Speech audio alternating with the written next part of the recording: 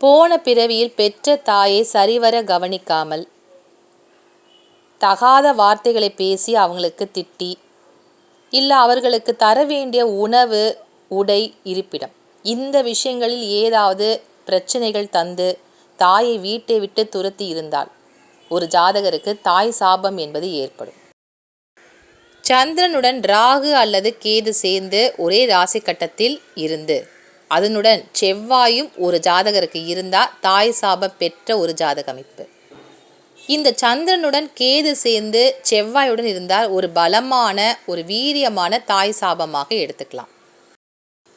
ஒரு ஜாதகத்தில் லக்னாதிபதி நீசம் பெற்று இருந்து 5ஆம் இடமான பூர்வ புண்ணிய ஸ்தானமும் மறைந்து, அதாவது 6, 8, 12 ஆகிய ஸ்தானங்களில் மறைந்திருந்தாலோ அல்லது நீசம் பெற்ற 5ஆம் இடத்து அதிபதியாக ஒரு ஜாதகத்தில் இருந்து ஜாதகருக்கு இந்த சந்திரனுடன் செவ்வாய், ராகு அல்லது கேது சேர்ந்திருந்தா போன பிறவியில் பெற்ற தாயை தகாத வார்த்தைகளால் கடுமையாக திட்டி அவர்களுடைய சாபத்தை பெற்ற ஒரு ஜாதகர் அப்படிங்கிறத தெரிந்து கொள்ள முடியும்.